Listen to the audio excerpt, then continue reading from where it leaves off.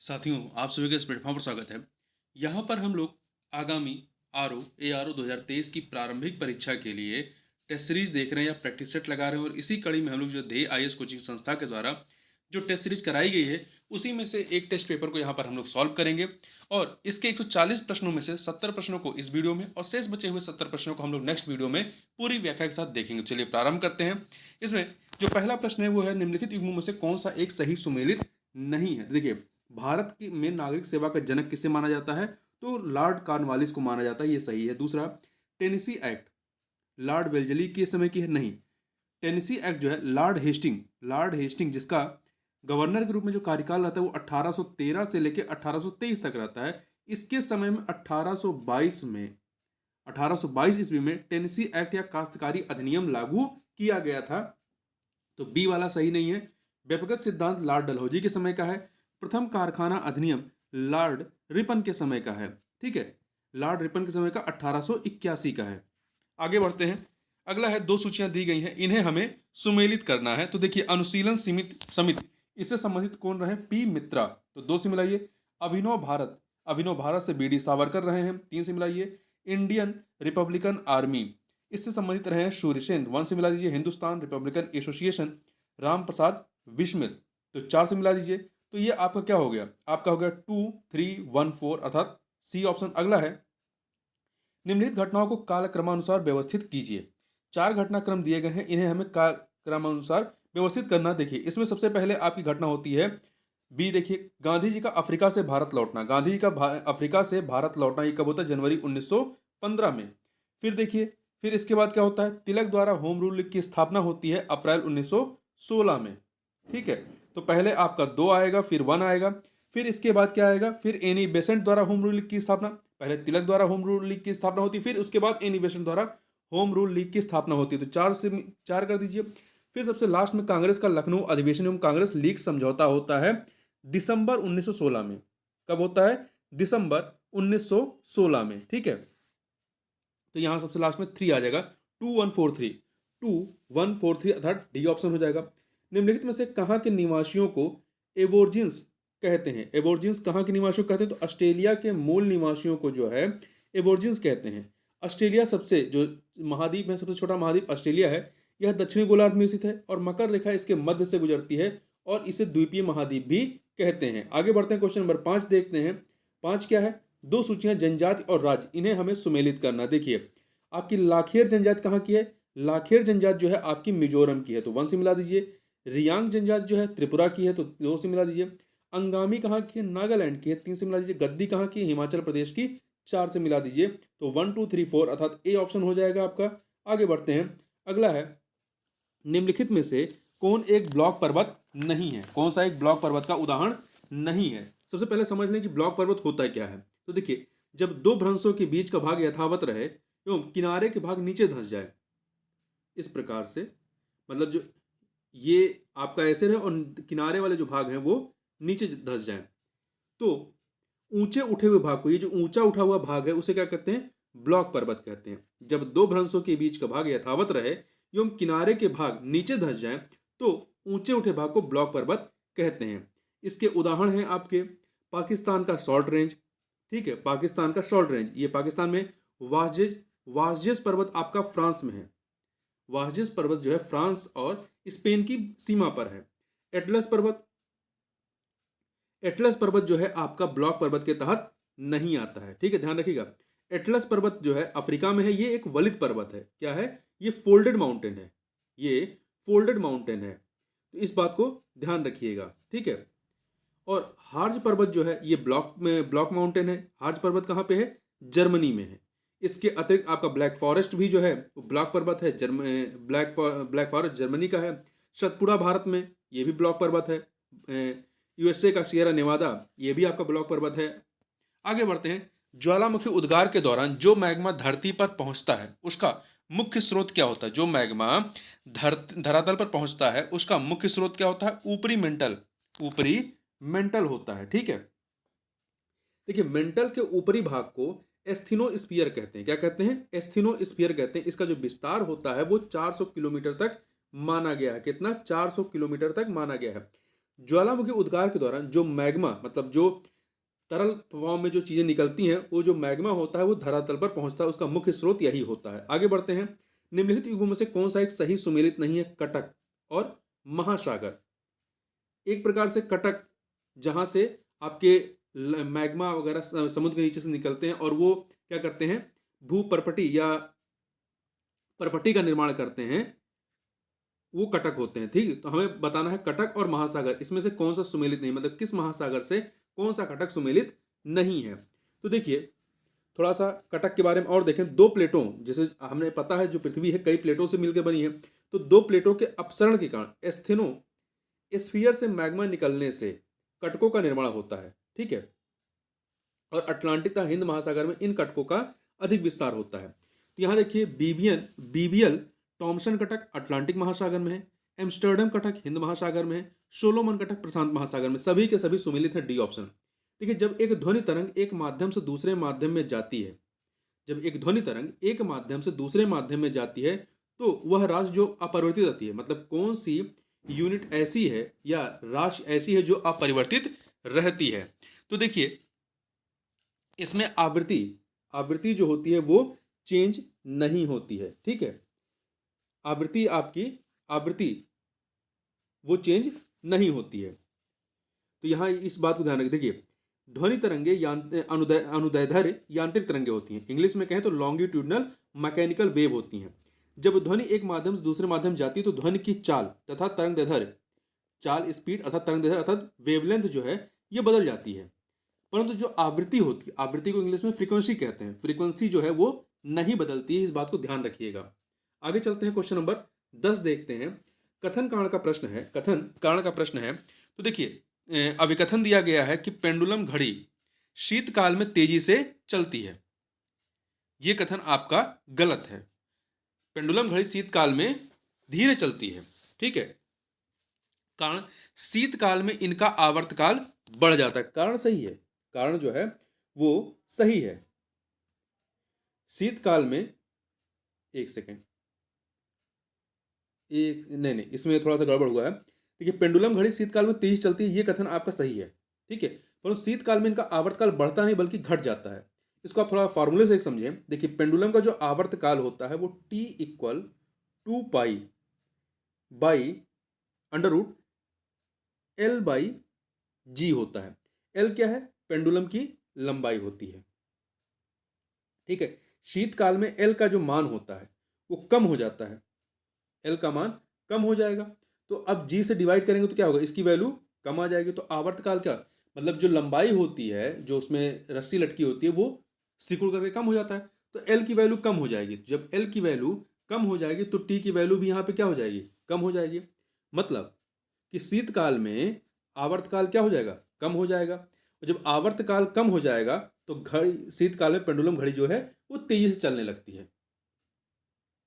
आवर्तकाल क्या होता है, दो बिंदु हैं, इन दोनों बिंदुओं के बीच आने जाने का जो टाइम होता है। तो यहां पर आपका सी ऑप्शन हो जाएगा। कथन सही है, कारण गलत है। अगला है, निम्न युग्मों में से कौन सा एक सही सुमेलित नहीं है। तो देखिए, कौन सा सही सुमेलित नहीं है। ग्राफीन एक कार्बन होता है। ग्राफीन जो है कार्बन का ही एक द्विआयामी अपरूप होता है, अपर रूप होता है, या इंग्लिश में क्या क्या कहते हैं, एलोट्रॉप होता है। तो पहला सही है। दूसरा, सेविन, सेविन लेड युक्त पदार्थ, ये गलत है। सेविन एक कीटनाशक पदार्थ होता है। सेविन क्या होता है, एक पेस्टिसाइड होता है, कीटनाशक पदार्थ होता है। तो बी वाला सही नहीं है। पायरिन क्या होता है, अग्निशामक होता है। पायरिन जो है अग्निशामक पदार्थ होता है। डी वाला टेफ्लॉन, टेफ्लॉन क्या है, फ्लोरीन युक्त बहुलक होता है। फ्लोरीन युक्त बहुलक होता है, फ्लोरीन पॉलीमर होता है। आगे बढ़ते हैं। निम्नलिखित युग्मों में से कौन सा एक सही सुमेलित नहीं है, कौन सा एक सही सुमेलित नहीं। देखिए, अमापा खान, अमापा खान ये जो माइन है ये कहाँ पे है, ब्राजील में है। और किसकी है, किसके लिए प्रसिद्ध है, मैग्नीज की है। किम्बरले खान, किम्बरले खान दक्षिण अफ्रीका में है, हीरे की है, सही है। मेसाबी खान जो है, मेसाबी खान यूएसए में, संयुक्त राज्य अमेरिका में है, लोहा की है, सही है। होमस्टेक खान जो है ये यूएसए में, संयुक्त राज्य अमेरिका में है, परंतु कोबाल्ट की नहीं है, सोने की है। तो डी वाला सही नहीं है। उत्तर प्रदेश जनसंख्या नीति 2021 से 30 के अनुसार राज्य में किस वर्ष तक प्रजनन दर 2.1 तक लाने का लक्ष्य रखा गया है? तो ये लक्ष्य रखा गया है आपका वर्ष 2026 तक 2.1 लाना, और 2030 तक जो है 1.9 तक लाने का लक्ष्य रखा गया है। उत्तर प्रदेश की निम्न में से कौन सी योजना कोविड-19 महामारी के कारण निराश्रित हुए बच्चों से संबंधित है? तो देखिए इसमें इन चारों में से मुख्यमंत्री बाल सेवा योजना, उत्तर प्रदेश मुख्यमंत्री बाल सेवा योजना का शुभारंभ 22 जुलाई 2021 को उत्तर प्रदेश सरकार के द्वारा किया गया। इसका उद्देश्य कोविड-19 महामारी के कारण निराश्रित हुए बच्चों के भरण पोषण की व्यवस्था के साथ साथ शिक्षा और सुरक्षा प्रदान करना है। तो यहाँ पर सी ऑप्शन। आगे बढ़ते हैं, क्वेश्चन नंबर 15 देखते हैं। निम्नलिखित में से कौन सा एक संस्थान लखनऊ में अवस्थित नहीं है? तो देखिए, गुरु गोविंद सिंह स्पोर्ट्स कॉलेज लखनऊ में है, केंद्रीय उपोष्ण बागवानी संस्थान ये भी लखनऊ में है, बायोटेक पार्क ये भी लखनऊ में, परंतु सरदार वल्लभ भाई पटेल कृषि विश्वविद्यालय ये लखनऊ में नहीं बल्कि मेरठ में है, इसलिए डी वाला सही नहीं है। अगला है, निम्न निगमों में से कौन सा एक सही सुमेलित नहीं है स्थान और उससे संबंधित उत्पाद के बारे में? देखिए, नजीमाबाद प्लाईवुड के लिए प्रसिद्ध है, मुरादा लखीमपुर खीरी जो है, लखीमपुर खीरी ये नक्काशीदार काष्ठ शिल्प के लिए प्रसिद्ध है। नहीं, लखीमपुर खीरी जो है ये नक्काशीदार काष्ठ शिल्प के लिए नहीं। देखिए, उत्तर प्रदेश में जो नक्काशीदार काष्ठ शिल्प के लिए प्रसिद्ध स्थल है उसमें है सहारनपुर, मैनपुरी, बिजनौर, बुलंदशहर, मिर्जापुर, मुरादाबाद, परंतु उसमें लखीमपुर खीरी कहीं नहीं आता है। तो यहाँ पर बी वाला सही नहीं है। मुरादाबाद पीतल के बर्तन के लिए, वाराणसी काष्ठ खिलौने के लिए। अगला है, निम्नलिखित में से कौन सा नृत्य बुंदेलखंड की कुम्हार जाति द्वारा स्त्री वेश में किया जाता है? तो ये कौन सा नृत्य है? ये है आपका धुरिया नृत्य है। ठीक है, धुरिया नृत्य बुंदेलखंड की कुम्हार जाति द्वारा स्त्री वेश में किया जाता है। वहीं धीवर नृत्य की बारे में बात करें तो धीवर जो है कहार जाति द्वारा मांगलिक अवसर पर किया जाने वाला नृत्य है। और वहीं पे नटवरी नृत्य के बारे में बात करें, नटवरी नृत्य तो पूर्वी उत्तर प्रदेश के अहीरों तथा यादवों में नटवरी नृत्य प्रचलित है। और कर्मा नृत्य जो है ये सोनभद्र में आदिवासियों द्वारा किया जाता है। आगे बात करते हैं, ट्रिटिकेल एक संकर प्रजाति है किसकी? तो गेहूं एवं राई के मध्य की एक संकर प्रजाति है। ठीक है, और गेहूं जो है वो रबी की फसल है। आगे बढ़ते हैं, दो सूचियां दी गई हैं, इन्हें हमें सुमेलित करना है, पौधा या फसल और उसकी प्रजाति से संबंधित। देखिए, आलू की जो प्रजाति है कुफरी चिप्सोना 2 जो है आलू की प्रजाति है, 1 से मिलाइए। कल्याण सोना जो है गेहूं की प्रजाति है, मतलब सी को 2 से मिलाइए। और मटर की प्रजाति क्या है? अर्पणा, 3 से मिला दीजिए। और आम की प्रजाति है सिंधु, 4 से मिला दीजिए। तो 1 3 2 4 अर्थात ए ऑप्शन हो जाएगा। आगे बढ़ते हैं, क्वेश्चन नंबर 20 देखते हैं। मूंगफली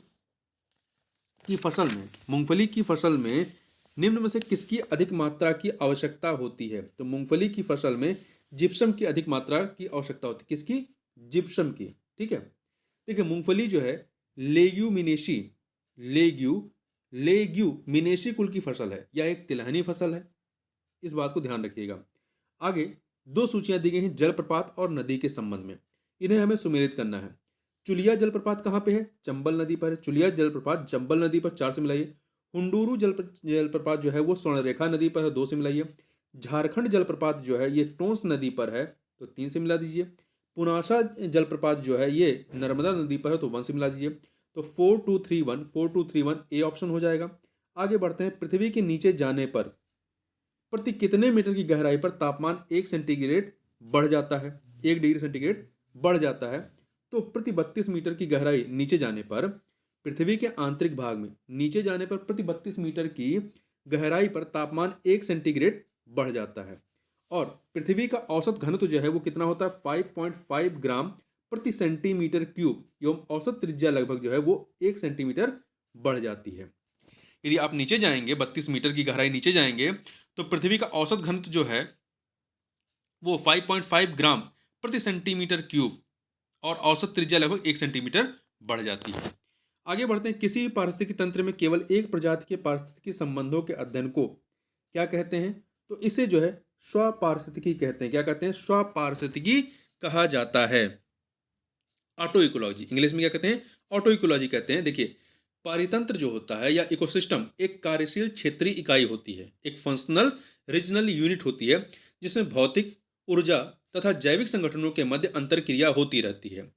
किसी भी पारिस्थितिकी तंत्र में केवल एक प्रजाति के पारिस्थितिकी संबंधों के अध्ययन को जो है स्वपारिस्थितिकी ऑटो इकोलॉजी कहते हैं। अगला है, निम्नलिखित युग्मों में से कौन सा एक सही सुमेलित नहीं है? कृषि संबंधित संस्थान और उसकी स्थापना वर्ष के संबंध में कौन सा सुमेलित है, ये बताना है।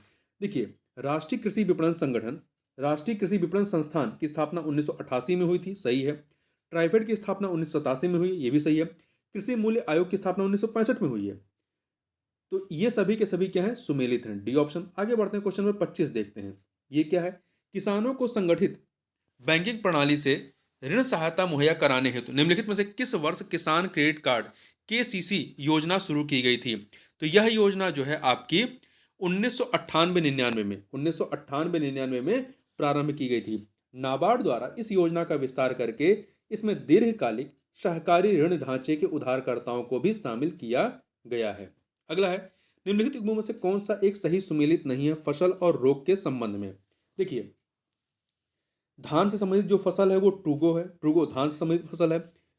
उकट्ठा अरहर संबंधित फसल, अरहर संबंधित रोग है, ट्रूगो जो है धान संबंधित रोग है, उकट्ठा जो है अरहर संबंधित रोग है। टिक्का जो है, टिक्का जो रोग है ये बाजरा का नहीं बल्कि मूंगफली का रोग है। मूंगफली की फसल में होने वाला रोग टिक्का रोग होता है। और सरसों में सफेद गेरुई रोग होता है। आगे बढ़ते हैं, निम्न में से कौन सा एक गेहूं की प्रजाति नहीं है? कौन सी एक गेहूं की प्रजाति नहीं है? देखिए, इसमें यूपी 308, पूषा सिंधु गंगा, राज 3077, ये सभी गेहूं की प्रजाति हैं। परंतु पूषा सुगंधा 5 जो है ये धान की प्रजाति है। ठीक है, धान की प्रजाति है। आगे बढ़ते हैं, कथन कांड का प्रश्न दिया गया है। तो देखिए, अभिकथन है कि नर्मदा नदी अपने मुहाने पर डेल्टा का निर्माण नहीं करती है। कारण, यह भ्रंश घाटी में होकर बहती है। कथन कारण दोनों सही और व्याख्या भी हो रहा है। नर्मदा नदी अपने मुहाने पर डेल्टा का निर्माण नहीं करती क्योंकि यह भ्रंश घाटी में होकर बहती है, इसलिए कथन कारण सही और व्याख्या भी हो रहा है, ए ऑप्शन हो जाएगा। ठीक है, भ्रंश घाटी में प्रवाहित होने के कारण क्या होता है? इसमें गाद का अभाव होता है और सीधे पानी समुद्र में जाता है। आगे चलते हैं, क्वेश्चन नंबर 29 देखते हैं। निम्नलिखित में से किसने भारतीय संविधान की प्रस्तावना को राजनीतिक जन्म कुंडली कहा? राजनीतिक जन्म कुंडली कहा, पॉलिटिकल होरोस्कोप कहा। इंग्लिश में राजनीतिक जन्म कुंडली क्या कहेंगे? Political horoscope. ये कहा था आपका के एम मुंशी ने। किसने कहा था? के एम मुंशी ने, बी ऑप्शन। आगे बढ़ते हैं, क्वेश्चन नंबर 30 देखते हैं। कश्मीर की घाटी किस प्रकार के वलन का उदाहरण है? कश्मीर की घाटी किस प्रकार के वलन का उदाहरण है? तो ये ग्रीवाखंड का उदाहरण है। ठीक है, देखिए, जब परिवलित मोड़ की एक भुजा टूटकर कई किलोमीटर दूर जाकर अन्य प्रकार की चट्टान पर चढ़ जाती है तो इसे ग्रीवाखंड कहते हैं। और कश्मीर की घाटी एक ग्रीवाखंड पर अवस्थित है। अगला है, दक्षिण अमेरिका के अर्जेंटीना क्षेत्र में पाए जाने वाले एस्टेंसिया होते हैं। ये एस्टेंसिया क्या होते हैं? ये एस्टेंसिया दक्षिणी अमेरिकी क्षेत्र में बृहद पशुपालन केंद्र होते हैं। क्या होते हैं? बृहद पशुपालन केंद्र होते हैं। अगला, निम्नलिखित सल्तनत कालीन सुल्तानों में से किस एक ने अपने वफादार गुलामों की एक टुकड़ी रखी जिसे तुर्काने चहलगानी कहा जाता था या चालीसा भी कहा जाता था? तो ये इल्तुतमिश ने इसको संगठित किया था। किसने किया था? इल्तुतमिश ने किया था। ठीक है, इल्तुतमिश जो है वो दिल्ली सल्तनत का वास्तविक संस्थापक माना जाता है और ये 1210 से लेकर के 1236 ईस्वी तक यहाँ पर शासन करता है। आगे बढ़ते हैं, और इसी ने लाहौर से दिल्ली अपनी राजधानी स्थानांतरित की थी। लाहौर जो है कुतुबुद्दीन ऐबक के समय राजधानी रहती है और इसके समय में दिल्ली हो जाती है। निम्न युग्मों से कौन सा एक सही सुमेलित है मुगल कालीन पुस्तकें और लेखक में? कौन सा एक सही सुमेलित है? अकबरनामा अबुल फजल ने लिखी है। हुमायूंनामा गुलबदन बेगम ने लिखी है। गुलबदन बेगम हुमायूं की बहन और अकबर की बुआ थी। मज्म उल बहरीन दारा शिकोह औरंगजेब का भाई था और शाहजहां का लड़का था। सभी के सभी क्या है? सुमेलित हैं, डी ऑप्शन। ललितादित्य मुक्तापीठ ने कश्मीर में सूर्य के प्रसिद्ध मंदिर मार्तंड मंदिर का निर्माण करवाया। वह किस वंश का शासक था? तो ललितादित्य मुक्तापीठ जो है ये किस वंश के थे? कारकोट वंश के शासक थे। कारकोट वंश के शासक थे। इस वंश की स्थापना 7वीं शताब्दी में दुर्लभ वर्धन नामक व्यक्ति ने की थी। आगे बात करते हैं, निम्नलिखित में से कौन एक प्रोटीन अल्पता के कारण होने वाला रोग है? प्रोटीन अल्पता के कारण होने वाला रोग कौन सा है इसमें से? तो क्वाशियोरकर जो है ये प्रोटीन की कमी से होने वाला रोग होता है। जबकि एनीमिया लोहे की कमी से होता है। जीरोथेलेमिया ये विटामिन ए की कमी से, रतौंधी जो होती है वही जीरोथेलेमिया होती है, विटामिन ए की कमी से होती है। स्कर्वी रोग जो है ये विटामिन सी की कमी से होता है। आगे बढ़ते हैं, क्वेश्चन नंबर 36 देखते हैं। ये क्या है? किसी जलीय निकाय में जैव ऑक्सीजन मांग के अधिक होने का अर्थ क्या है? इसका अर्थ है कि जल अधिक संक्रमित है और घुलनशील ऑक्सीजन में कमी का होना। ये दोनों की दोनों बातें होंगी, ठीक है, डी ऑप्शन हो जाएगा। देखिए, जैव ऑक्सीजन मांग बीओडी, बायोलॉजिकल ऑक्सीजन डिमांड, जल प्रदूषण मापने की मुख्य इकाई है। बीओडी अधिक होने से जल में घुलनशील ऑक्सीजन की मात्रा घट जाती है और बीओडी का अधिक होना जल के संक्रमित होने को दर्शाता है। आगे बढ़ते हैं। High security animal disease laboratory Bharat में कहाँ स्थित है? तो ये आपका कहाँ पर है? मध्य प्रदेश के भोपाल में स्थित है। अगला है, जनगणना 2011 के अनुसार निम्नलिखित में से किस केंद्र शासित प्रदेश में अनुसूचित जनजाति अर्थात एसटी जनसंख्या सर्वाधिक है? तो कहां पर सर्वाधिक है? जनसंख्या की बात हो रही है दादरा नगर हवेली में, इन केंद्र शासित प्रदेशों में, चारों में। देखिए, जनसंख्या 2011 के अनुसार केंद्र शासित प्रदेश दादरा नगर हवेली में संख्या की दृष्टि से सर्वाधिक अनुसूचित जनजाति के लोग पाए जाते हैं, जो किसी भी केंद्र शासित प्रदेश में सर्वाधिक है। 2011 की जनगणना के अनुसार निम्नलिखित राज्यों को उनके जनघनत्व के बढ़ते क्रम में, मतलब छोटे से बड़े के क्रम में व्यवस्थित करना है, आरोही क्रम में, ठीक है।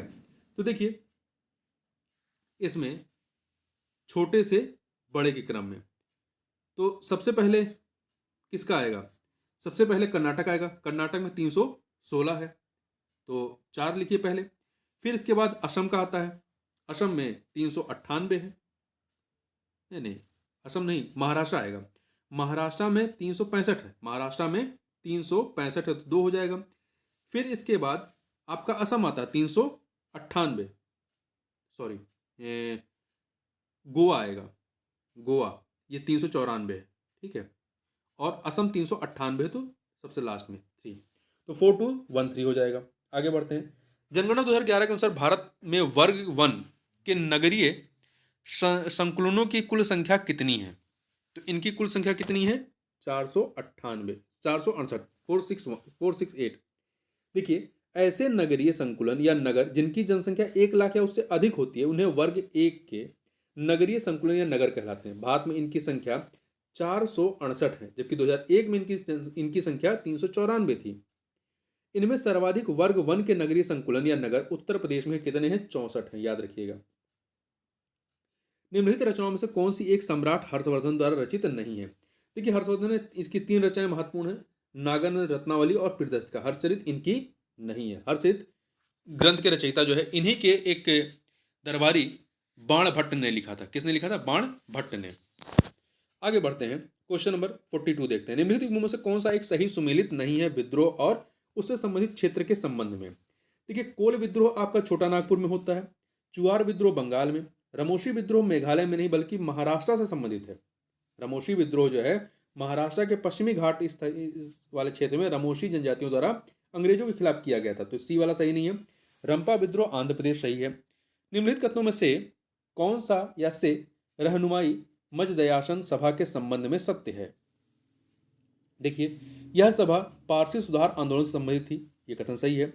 इस संस्था ने राफ्त गुप्तार पत्रिका का प्रकाशन किया था, दो के दोनों कथन सही है, सी ऑप्शन।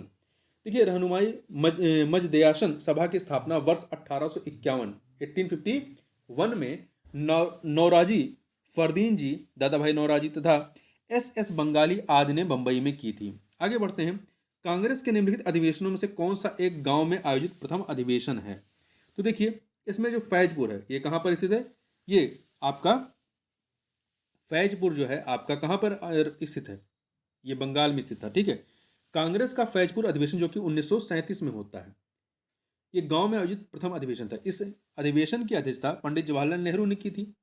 वर्ष 1878 में लॉर्ड लिटन द्वारा पारित वार्नाकुलर प्रेस एक्ट को आकाशीय वज्रपात किसने कहा था? तो ये आकाशीय वज्रपात जो है किसने कहा था? ये कहा था सुरेंद्रनाथ बनर्जी ने। किसने कहा था? सुरेंद्रनाथ बनर्जी ने कहा था, ठीक है।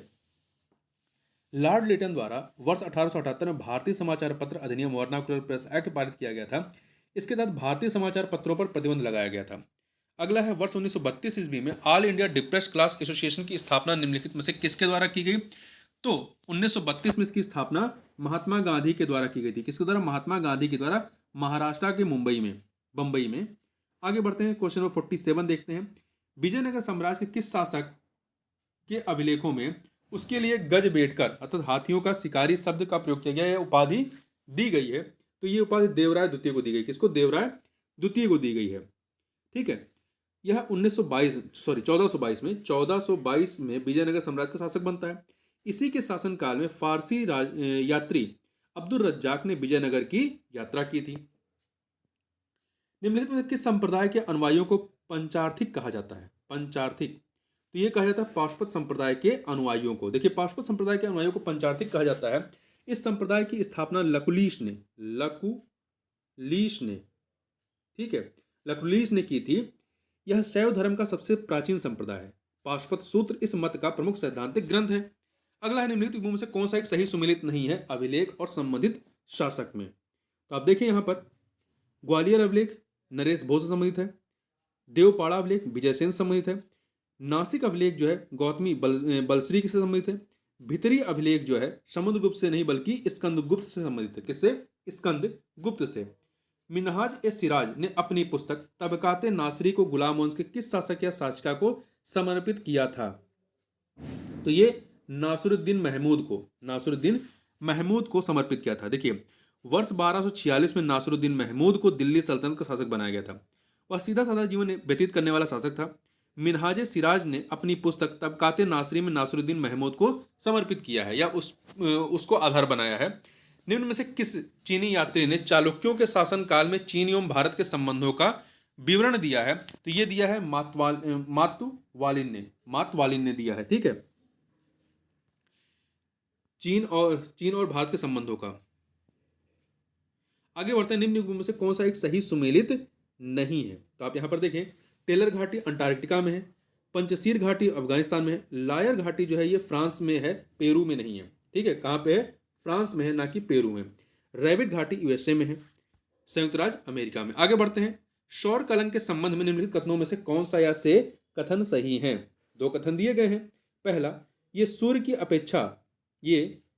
की अपेक्षा ठंडे भाग है, ये कथन सही है। दूसरा, इनका तापमान 1500 सेंटीग्रेड होता है, ये भी सही। दो के दोनों कथन सही है, इसलिए सी ऑप्शन। देखिए, सौर ज्वाला जहां से निकलती है इन्हें ही सौर कलंक कहा जाता है। सौर कलंक के संबंध में ये जो दोनों कथन है, ये दोनों कथन सही हैं। अगला है, कथन कारण का प्रश्न है। तो देखिए, अभिकथन है कि नॉर्वे का तट फियर्ड तट का सुंदर उदाहरण है, ये कथन आपका सही है। देखिए, कारण, इस तट का निर्माण हिमानीकृत उच्चभूमि के सागरी जल के नीचे अंशतः धंस जाने से हुआ है। तो यहाँ पर कथन कारण दोनों सही है और व्याख्या भी हो रहा है, इसलिए ए ऑप्शन यहाँ पर सही हो जाएगा। आगे बढ़ते हैं, 55 नंबर क्वेश्चन देखते हैं। विश्व की सबसे अधिक ऊंचाई पर स्थित सक्रिय ज्वालामुखी पर्वत ओजस डेल सलाडो निम्नलिखित में से किन दो देशों की सीमाओं पर स्थित है? तो यह चिली और अर्जेंटीना की सीमा पर स्थित है। चिली और अर्जेंटीना की सीमा पर विश्व की सबसे अधिक ऊंचाई पर स्थित सक्रिय ज्वालामुखी, ठीक है, यह चिली और अर्जेंटीना की सीमा पर स्थित एंडीज पर्वतमाला का हिस्सा है। आगे बढ़ते हैं, क्वेश्चन नंबर 56 देखते हैं। पूंजी उत्पाद अनुपात कैपिटल आउटपुट रेशियो में वृद्धि इनमें से क्या नहीं प्रदर्शित करती है? तो देखिए, ये पूंजी की प्रति इकाई पर कम उत्पादन प्राप्त होना ये प्रदर्शित करती है, परंतु पूंजी की प्रति इकाई पर अधिक उत्पादन प्राप्त होना ये प्रदर्शित नहीं करती है। बी वाला नहीं करती है। सी, एक निश्चित स्तर की वृद्धि दर प्राप्त करने के लिए अधिक मात्रा में निवेश करना अर्थव्यवस्था के लिए स्वस्थ संकेतक नहीं है। देखिए, थोड़ा समझ लेते हैं पहले। उत्पादन की प्रति इकाई पर मतलब जैसे मान लीजिए एक पैकेट बिस्कुट बनाने पर लगने वाली पूंजी की मात्रा को पूंजी उत्पादन अनुपात कहते हैं। मतलब एक पैकेट बिस्कुट बनाने के लिए जितनी आप पूंजी लगा रहे हैं, ठीक है, उस मात्रा को क्या कहेंगे? पूंजी उत्पादन अनुपात कहते हैं। पूंजी उत्पाद अनुपात में वृद्धि का तात्पर्य क्या होगा कि एक वस्तु के एक इकाई के उत्पादन में लगने वाली पूंजी की मात्रा अधिक होगी। मतलब एक पैकेट बिस्किट बनाने में अधिक पूंजी लग रही है, अर्थात पूंजी की प्रति इकाई पर कम उत्पादन हो रहा है। मतलब आप पैसा ज्यादा लगा रहे हैं और उसका उत्पादन कम हो रहा है, जो अर्थव्यवस्था के लिए स्वस्थ संकेतक नहीं है। जबकि पूंजी उत्पाद अनुपात का कम होना अच्छा लक्षण माना जाता है, मतलब आप कम पैसा लगा करके उत्पादन अधिक कर ले रहे हैं। ठीक है, आगे बढ़ते हैं, क्वेश्चन नंबर 57 देखते हैं। दो सूचियां हैं सिद्धांत और उससे संबंधित विद्वान के संबंध में। देखिए, संतुलित विकास का सिद्धांत, संतुलित विकास का सिद्धांत जो है ये दिया है किसने? रेगनर नर्क्स ने। रेगनर नर्क्स ने 3 से मिला दीजिए। Asian drama, Asian drama Gunnar Myrdal का है, 2 से 1 से मिला दीजिए। असंतुलित विकास का सिद्धांत, थ्योरी ऑफ अनबैलेंस्ड ग्रोथ, ये दिया है किसने? हर्षमैन ने। हर्षमैन 4 से मिलाइए। Stages of economic growth, stages of economic growth Rostow की है, 2 से मिलाइए। तो 3142 अर्थात डी ऑप्शन हो जाएगा।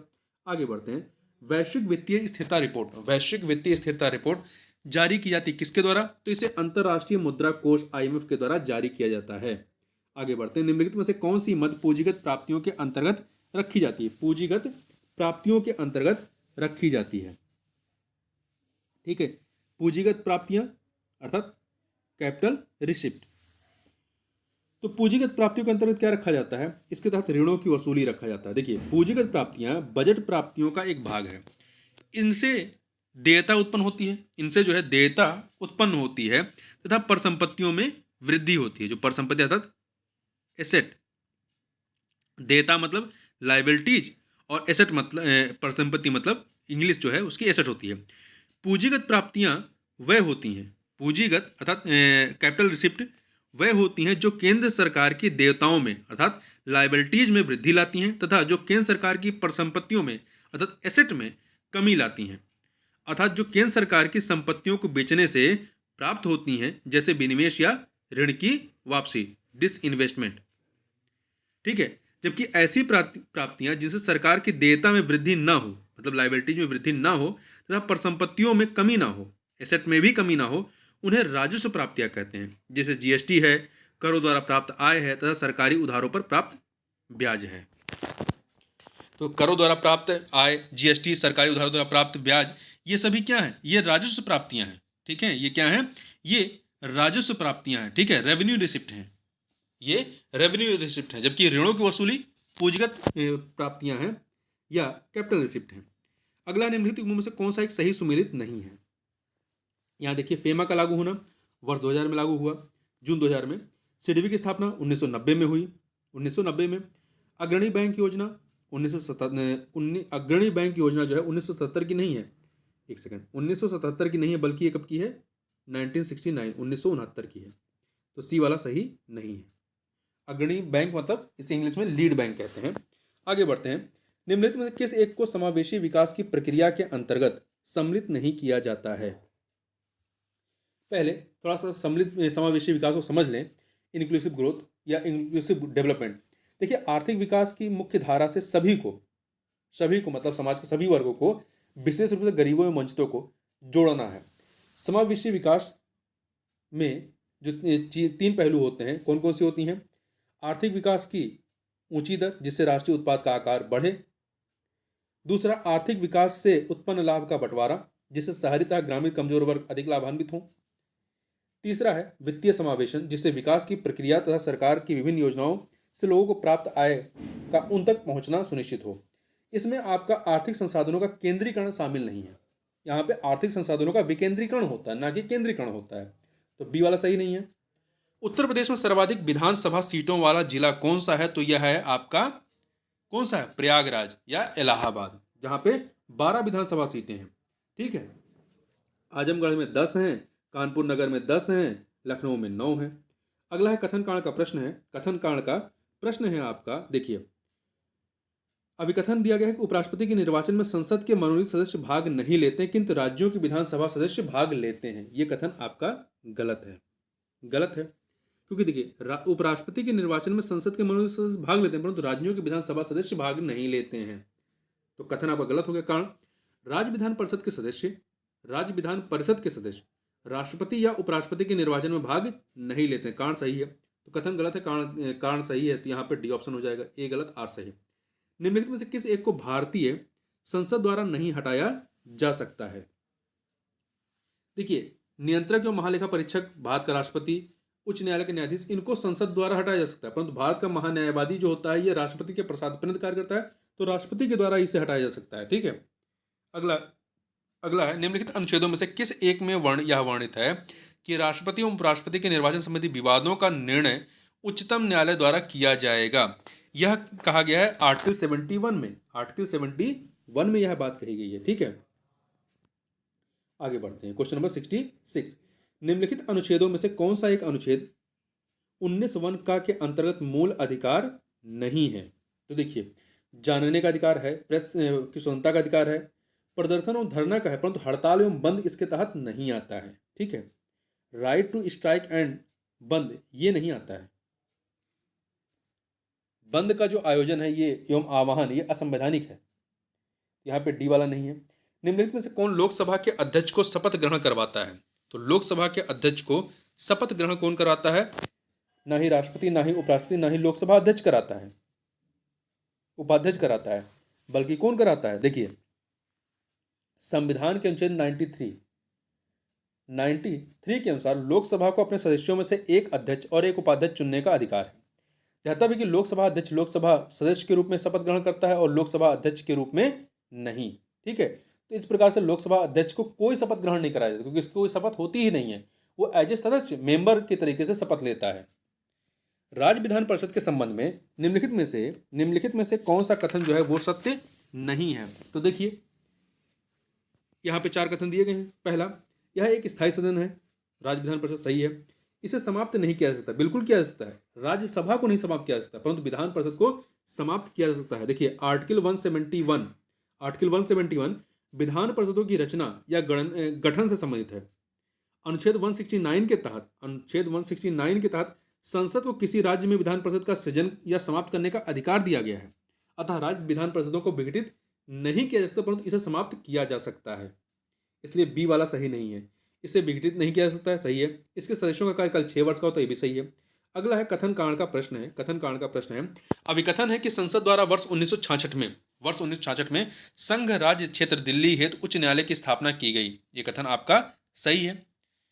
कारण, अनुच्छेद 241 में संसद को यह शक्ति प्रदान की गई कि वह किसी संघ राज्य हेतु उच्च न्यायालय की स्थापना कर सकती है। तो कथन कारण सही है और व्याख्या भी हो रही है, इसलिए यहां पर ए ऑप्शन हो जाएगा। क्वेश्चन नंबर 70 देखते हैं।